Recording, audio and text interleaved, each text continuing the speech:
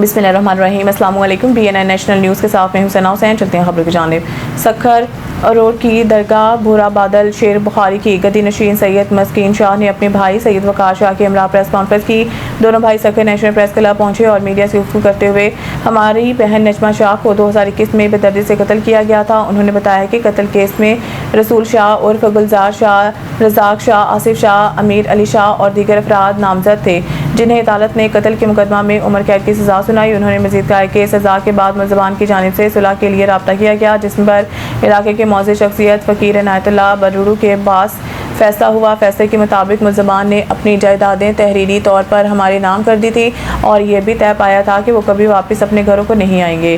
ताहम अब मुलज़िम फरीक दोबारा हमारी दरगाह पर आकर हमें धमकियाँ दे रहा है और हरासा कर रहा है, जबकि इनकी ख़वातीन भी हमारे खिलाफ जायदादों से मुतल्लिक झूठी दरख्वास्तें दे रही हैं। उन्होंने मुतालबा किया कि हमें मुलज़िम फरीक से जान का खतरा है, लिहाजा जिम्मेदारों के खिलाफ सख्त कानूनी कार्रवाई करते हुए हमें इंसाफ और तहफ़्फ़ुज़ फराहम किया जाए। 2020 में फ़ैसिलो थियो कुछ टाइम खां पोइ जंहिंमहिल हिन जो उमिरि कैद जी सज़ा लॻी, पोइ जंहिंमहिल मेड़ियूं मिनथूं असां ॾे आयूं, उन्हनि खां पोइ चङा मठनि खे असां मान मथाऊं कंदा पोइ असां उन्हनि खे जेको आहे सो उमिरि कैद खां बरी करायोसीं ऐं असां कंप्रोमाइज़ हाई कोर्ट में कईसीं। उन खां पोइ असांखे जेके जायूं जॻहियूं हुयूं पुराणियूं सुराणियूं उहे असांखे लिखत में ॾेई वियूं कि इमाम बारगाहूं जा जेके ज़मीननि जा जेके कुझु बहाना चाराना जेके उन्हनि में हुया उहे असांखे लिखत में ॾेई वियूं। त असां ॻोठ खां हमेशह जे लाइ असां मर्द उहे जेके लिखी ॾेई विया त असां कॾहिं बि अरोड़ शहर में न ईंदासीं, न रहंदासीं, न वेहंदासीं ऐं न वरी असां कॾहिं बि हिन ज़िंदगी भर असां इन में पंहिंजो अरोड़ में ईंदासीं। असां हर शइ तव्हांखे लिखत में ॾिनियूं, असां पंहिंजो लावतन थी हलिया था वञूं।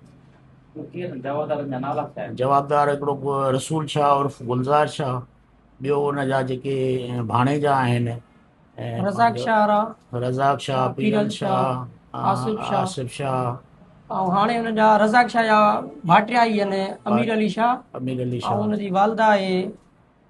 उन सां गॾिजी करे असांजे मथां प्रेशराइज़ कनि था ऐं पुलिस खे वञनि था कंप्लेन SP ऑफिस थाणनि ते असांजी कूड़ियूं कंप्लेनियूं करणु, मतिलबु त असांजी जॻहियुनि ते कब्ज़ा कया अथनि। ऐं हालांकि कुझु टाइम अॻ में इहे पाण लिखी ॾेई विया आहिनि वाक़े में फ़कीर इनायतुल्लाह बरूड़ो नेक मर्द आयो तुंहिंजो असांजो वॾेरो आहे ॻोठ जो, उन फ़ैसिलो कयो हुयो। उन फ़ैसिले खां बाद में सभई धुरियूं पाण में राज़ीनामो लिखी करे हर शइ ख़तमु थी वई। 5-6 साल हिन शइ खे गुज़री विया आहिनि। हाणे उन्हनि जूं मायूं उन्हनि जा भाटिया उन्हनि खे चवनि था त साईं हाणे इहे शयूं असांखे वापसि कयो। असां उहो बरी जो थी विया आहिनि, निकिरी विया आहिनि जेल मां। हाणे असांखे प्रेशराइज़ कनि था पिया, असां साॻी शयुनि में वेहंदासीं अची। असांजो मुतालबो आहे गवर्नमेंट सां त इन जी साफ़ सिफ़ा इंक्वायरी कई वञे ऐं असांखे तहफ़ुज़ ॾिनो वञे। असां इज़त वारा माण्हू आहियूं, रोज़ानो रोज़ हे असांखे ब्लैकमेल कनि था। कंहिं महिल मीडिया ते बीठा आहिनि, कंहिं महिल सोशल मीडिया ते कूड़ा बयान ॾेई असांखे ब्लैकमेल था कनि। ही प्रेस कॉन्फ्रेंस सां त असांखे SSP सखर सां त इन जी इंक्वायरी करे ऐं हिननि खे पंहिंजो वरी गिरफ़्तार करे जेल पुॼाइनि त असां लाइ बहितरु आहे। इन्हनि मां असांखे हाणे ख़तरो थी रहियो आहे, छो त अॼु मीडिया ते आहिनि, सुभाणे हे असांखे मोतमार धमकियूं बि ॾियनि था। उते ॻोठ में बि अचनि था, जॾहिं हिननि जो ॻोठ निकाली ॾिनल आहे उते अचण ई हिननि जो बंदि आहे।